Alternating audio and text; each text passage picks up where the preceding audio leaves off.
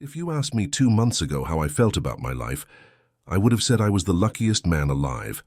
I had a steady job at a marketing firm, a comfortable home, and a wife, Sophie, who I genuinely believed was my soulmate. We had been married for 5 years, and even though life was hectic, we still managed to laugh over late-night takeout and dance in the kitchen when no one was watching. And this year, my birthday was lining up to be one for the books. Sophie had been acting a little secretive for the past 2 weeks, whispering on the phone, suddenly shutting her laptop when I walked in, but I assumed she was planning something sweet for my 32nd. She always went the extra mile when it came to special occasions. The morning of my birthday started with breakfast in bed, pancakes, blueberries, and coffee, just the way I liked it. She kissed me on the forehead, whispering, "Happy birthday, babe, just wait till tonight." I smiled, clueless. I thought I had it all. That evening, Sophie led me, blindfolded, to a local rooftop bar she'd rented out. The lights were dim. Fairy lights were strung across the patio, and soft jazz played in the background. My closest friends and colleagues were all there, clapping, raising their glasses.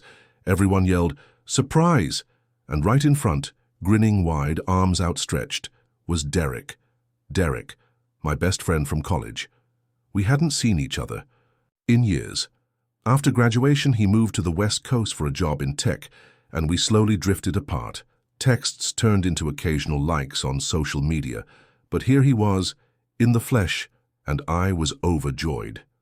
"Dude," I yelled, pulling him into a hug. "What the hell? How long has it been?"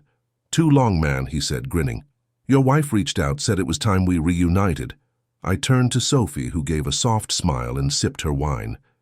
She looked beautiful in that maroon dress, her hair pulled back, her gold earrings catching the light. I felt like the luckiest man alive. The night went on with laughter and old stories. Derek and I reminisced about dorm life, late-night Taco Bell runs, and the time we almost got kicked out of a frat party for stealing their beer pong table. Sophie flitted in and out of conversations, always smiling, topping off glasses, playing, the perfect hostess. Everyone seemed to be having a good time, and honestly, so was I. But somewhere around midnight, I started to feel off. Not physically, emotionally. It was like something deep inside me shifted, a quiet discomfort. I noticed Derek talking to Sophie near the bar, just the two of them. She leaned in close to whisper something. He laughed, his hand briefly brushing her arm. It was quick, subtle, but my instincts flared. I told myself it was nothing, just paranoia. They'd met back in college, after all. Of course they were catching up. Sophie was friendly with everyone, but it stayed with me. Eventually the party thinned out. Some guests left, others moved inside as the night grew colder. Sophie yawned and said she had a headache. "I'm going to lie down for a bit," she said, brushing her lips against my cheek. "Don't stay up too late." I smiled and nodded. "Thanks for tonight, it was perfect." She kissed me again and disappeared into the elevator. Derek was still around, chatting with a few friends, so I stayed back to help clean up the scattered glasses and plates. As I picked up a tray near the corner table, I noticed Sophie's Apple Watch lying there, face down on a napkin. She never went anywhere without it. Maybe she left it here when she sat down earlier. I picked it up, intending to bring it back upstairs later, and then it buzzed. A message lit up the screen. "Derek, tonight was amazing. I've missed this. Happy birthday" to him, I guess. Heart stopped. For a moment I just stared at the screen, hoping it was some kind of joke, a cruel coincidence, but my fingers betrayed me. I tapped the message thread. The full conversation opened up. There were messages going back weeks, flirty texts, inside jokes, late-night "I miss you" messages, but it was the most recent ones that punched the air out of my lungs. "Sophie, I still can't believe we're doing this again. It feels just like college." Derek, "Even better now, he has no clue. Let's make this night unforgettable." Sophie, "Meet me upstairs in 10, I'll leave the door unlocked." I felt like the floor beneath me had cracked open on my birthday. In the middle of my celebration, my wife had slept with my best friend from college under my nose while I was thanking her for the best night of my life. I stood there, frozen, holding the watch like it was a ticking bomb. Everything blurred. The laughter in the background became white noise. I suddenly felt like a stranger at my own party. I put the watch in my pocket, walked over to Derek, who was laughing at something one of my friends said. He looked up, caught my eye, and smiled. That fake, charming smile I used to trust. I forced a smile back. Not tonight, I told myself. Not yet. I didn't sleep that night, not a minute. I lay next to her, listening to her breathing and wondering how she could sleep so peacefully after what she had done. I stared at the ceiling, replaying everything in my head like a movie I couldn't pause. The texts were still in my pocket. Her watch, still glowing, still ticking, like a countdown to the death of my marriage. I got out of bed, silently, and went to the living room. I sat on the couch, opened the messages again, this time reading them slowly, one by one. It wasn't just one night, it never is. They'd been talking for months. It started innocent, catching up, but then it got personal, then emotional, then physical. They'd done this before, in college, back when I was still dating Sophie, back when I called Derek my brother, my best man. One message stood out more than the others. Sophie. I wish I could tell him the truth, but he wouldn't survive it. I laughed, out loud. Wouldn't survive it? I gave her everything, and she gave my trust to someone else. I kept reading, photos. Selfies, even voice notes. I played one. It was Sophie. She was giggling, whispering, "He's downstairs blowing out candles, and I'm thinking about you instead." That one shattered me. I remember sitting there staring at the walls as the sun slowly started rising through the blinds. It was supposed to be my birthday, my day, my celebration. And yet, I felt like a guest at someone else's life. By 7 a.m., I'd made coffee. Sophie walked in, still in her silk robe, rubbing her eyes. "Morning," she said, smiling, as if nothing happened, as if the world hadn't just fallen apart. I forced a smile. "I couldn't sleep," I said. She leaned over, kissed my head, and poured herself a cup. I stared at her hands, those hands that had just touched someone else. My friend. And then she said something that almost made me choke on my coffee. Last night was perfect, wasn't it? I froze. Was she mocking me or just lying to both of us? I nodded. Yeah, perfect. She sat beside me and rested her head on my shoulder. My body tensed. It felt wrong, like a stranger was touching me. But I didn't pull away, not yet. Instead, I said, "Hey, I'm thinking of inviting Derek over again soon, just the three of us. You know, old times."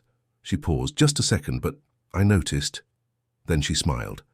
"Sure, that'd be fun." She was lying.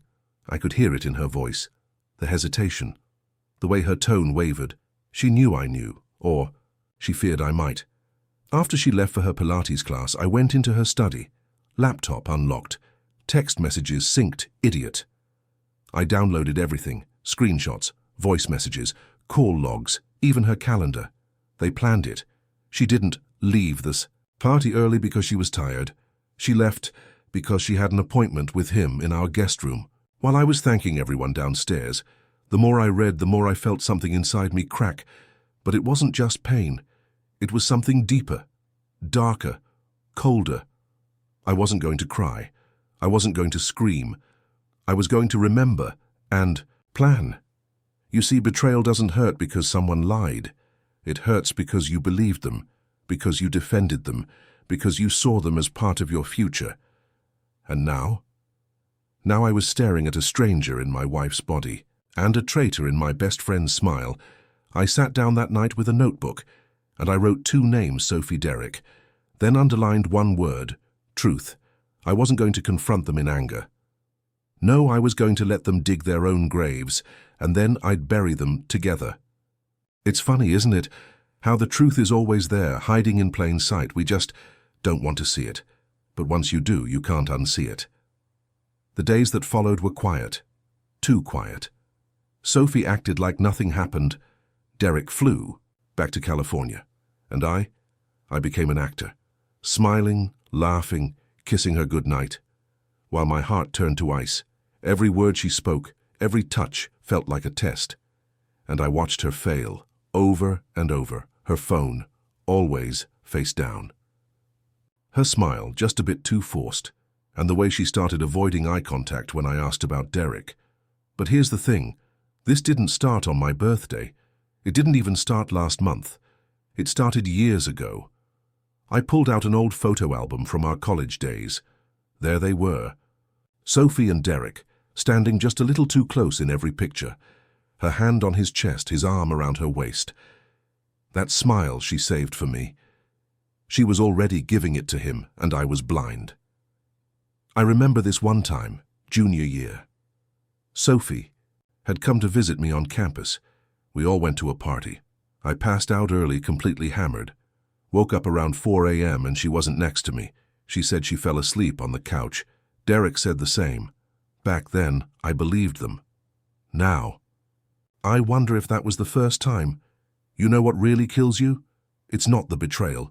It's the realization that you enabled it, by trusting, by loving. I gave Derek everything, shared my food, my secrets, my life. I once lent him money when he lost his job, helped him move across states. I even vouched for him when he dated a friend of Sophie's. And now, he thanked me by sleeping with my wife. I started looking deeper. Bank statements, emails, calendar entries, and then I found it, a hotel receipt. From 2 months ago, downtown, suite for 2, room service for champagne and chocolate strawberries. The same day Sophie told me she was working late with her team. She didn't even try to hide it. Or maybe she didn't care anymore, but I did. I cared enough to keep digging, to collect every lie, every shadow of the truth. Because this wasn't just about heartbreak anymore. It was about justice. I bought a separate phone, created a fake email, started messaging Derek from an anonymous account, pretended to be someone Sophie was seeing on the side. He panicked, texted Sophie immediately, and just like that, I caught them red-handed, again. Still trusted each other. That was their mistake. See, betrayal doesn't happen overnight. It grows, like rot. And now I could smell it everywhere, on her perfume, on our sheets, in every I love you that now felt like poison. That weekend, we had dinner with Sophie's parents. Her dad asked, "So, when are the two of you going? To start trying for a baby?" She smiled. Looked at me.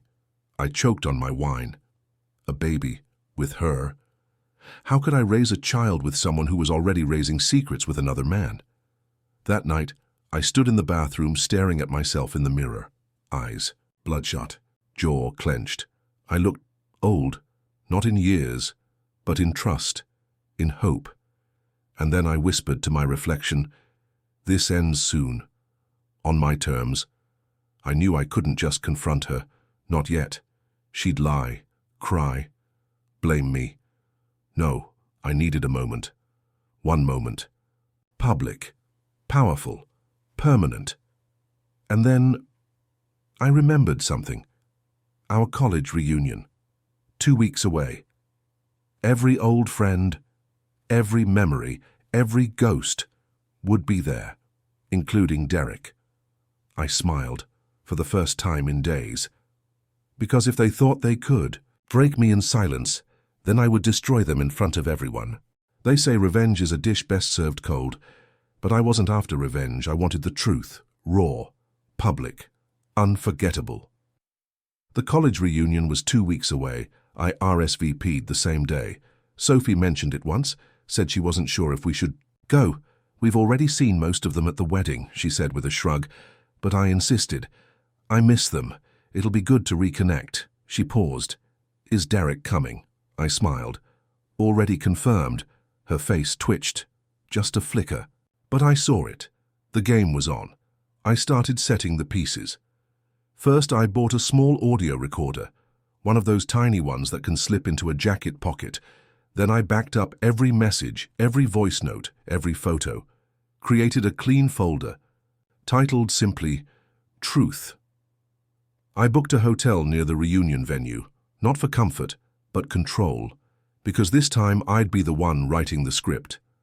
A week before the reunion, I played dumb, More than usual, I acted happier, more romantic, more trusting. Sophie responded exactly as I hoped.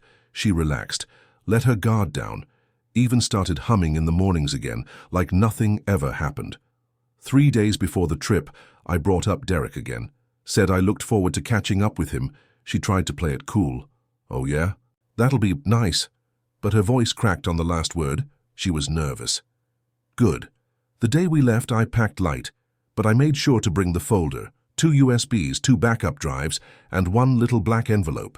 Inside that envelope was the truth, not just for Sophie, but for Derek, and everyone who once thought they knew us. The first night of the reunion was casual. A rooftop mixer with drinks, music and nostalgia, old faces everywhere, people hugging, laughing, taking selfies, but I didn't care about any of that. I was watching 2 people, Sophie, Derek.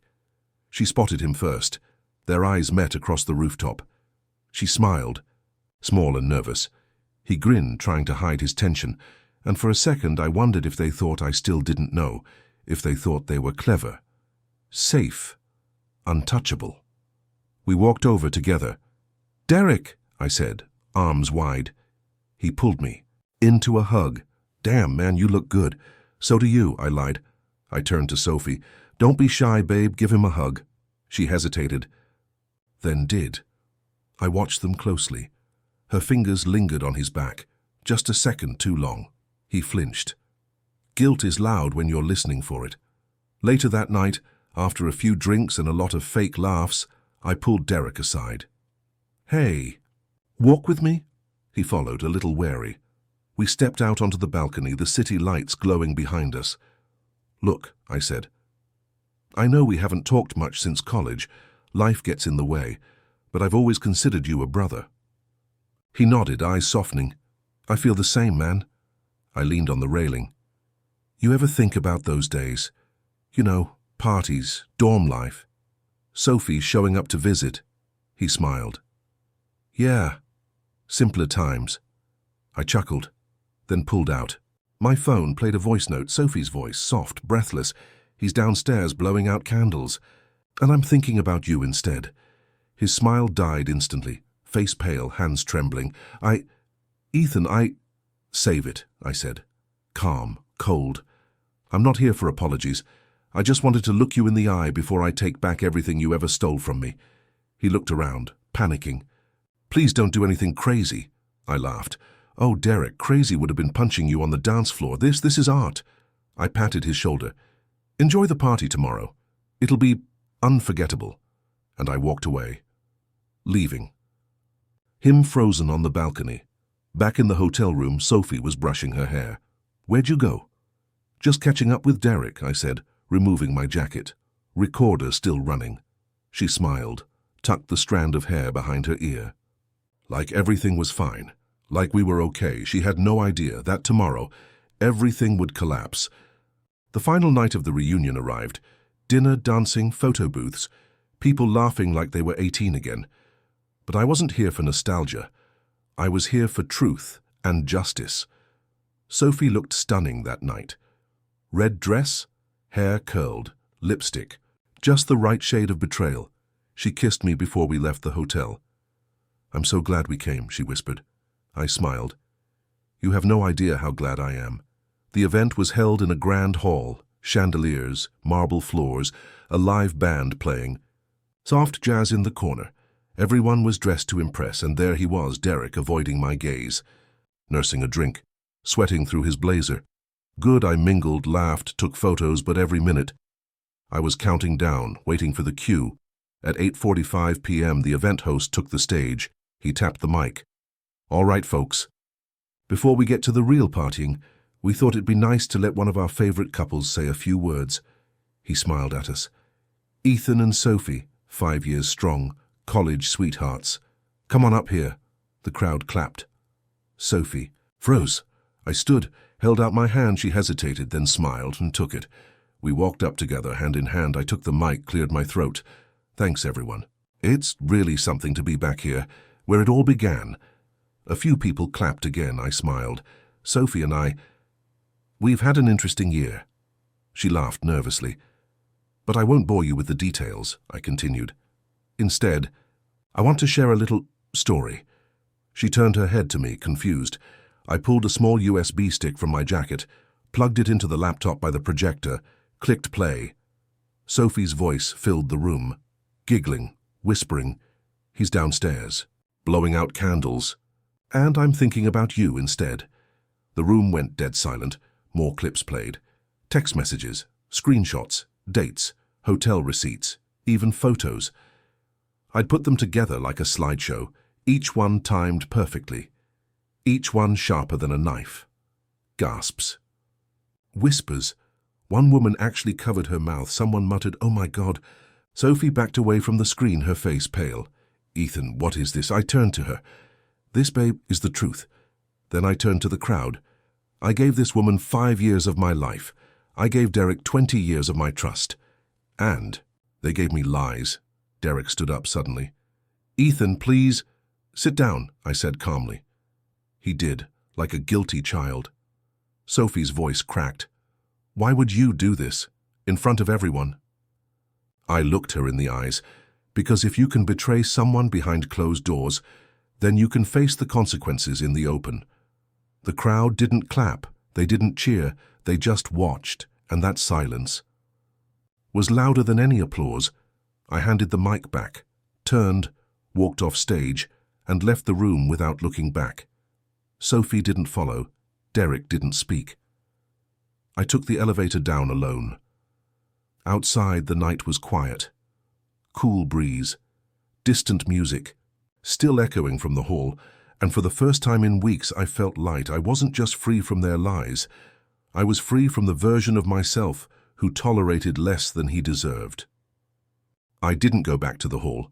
I didn't return to the hotel room either. I spent the night at a quiet bar across the street. 1 drink, 2, no buzz, just stillness, like my soul had exhaled after holding its breath for far too long. My phone buzzed for hours. Sophie, Derek, blocked, and still. Voicemails, emails, desperate apologies. Around 2 a.m. someone knocked on the bar window. I turned. It was Sophie, her makeup smudged, eyes red, hair messy, the image of guilt.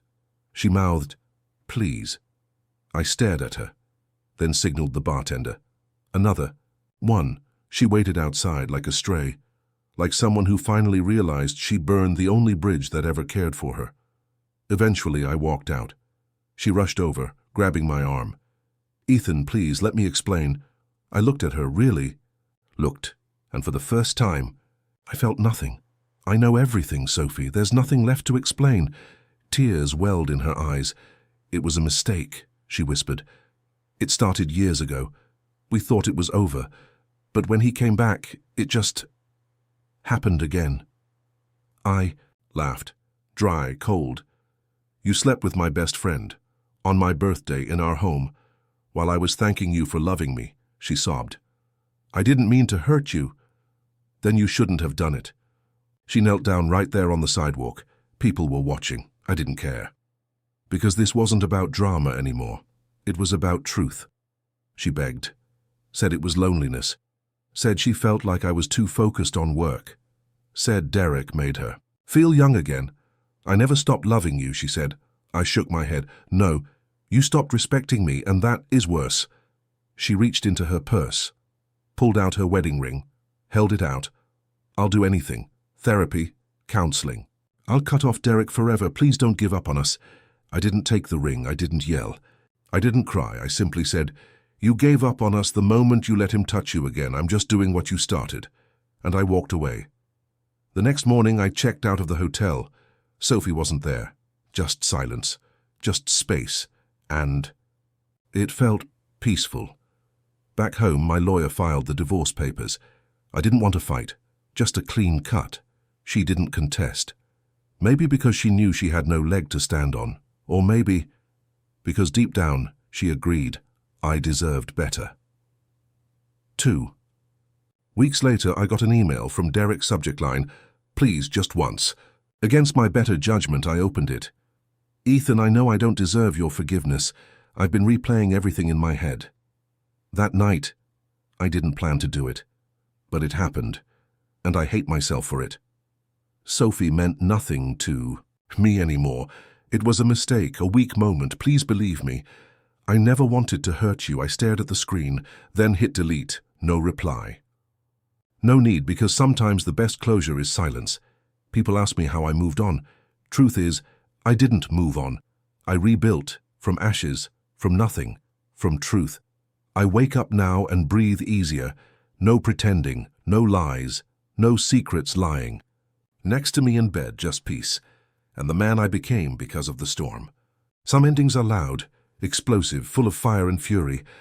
Mine ended in silence, a cold walk away, a final glance, and then nothing. The divorce went through quietly. No drama, no lawyers battling it out, just 2 signatures and 5 years. Gone. I moved out of the apartment, sold the furniture, left the wedding photos in a box I never opened again. Some memories aren't meant to be carried. Some wounds don't deserve bandages. They need air. They need space. They need truth. I rented a small place near the edge of the city. Quiet, unfamiliar, perfect. The first night there, I sat on the balcony, cup of black coffee, city lights blinking in the distance, and for the first time in a long time, I felt peace.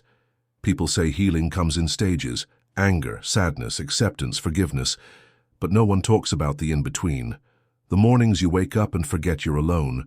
The nights when silence sounds like screaming. The smell of her shampoo, still on your pillow, that is the real battlefield. But I fought through it, step by step, breath by breath. Not because I wanted revenge. Not because I wanted her to suffer. But because I refused to stay broken. I started working out again, waking up early, cooking my own meals, learning how to be with myself. I didn't rush into dating, didn't chase validation. I rebuilt from within. 1. Afternoon, months later, I got coffee at a quiet cafe. The barista smiled. First time here? Yeah, I replied. You'll love it, peaceful spot. She wasn't wrong. I sat by the window, read a book I hadn't touched in years, watched the world move, without needing to be a part of it. And then, she sat at the table across from me, a stranger, warm eyes, curly hair, laptop full of writing drafts. She looked up, smiled. We talked, not about pain, not about exes, not about betrayal. We talked about music and coffee and favorite cities. It was simple, and for me, that was everything. I don't know where it'll go, and I'm not rushing to find out, because this time I'm not building from fantasy, I'm building from truth, from scars, from strength, from lessons that nearly broke me. Sometimes life doesn't give you the ending you wanted. It gives you the lesson you needed, and if you're brave enough to face it, you come out the other side not as a victim, but as someone reborn. So if you're listening to this right now and you've been lied to, used, broken, let me tell you something. You are not what they did to you. You are what you choose to do next. And me, I chose peace. I chose truth. I chose me.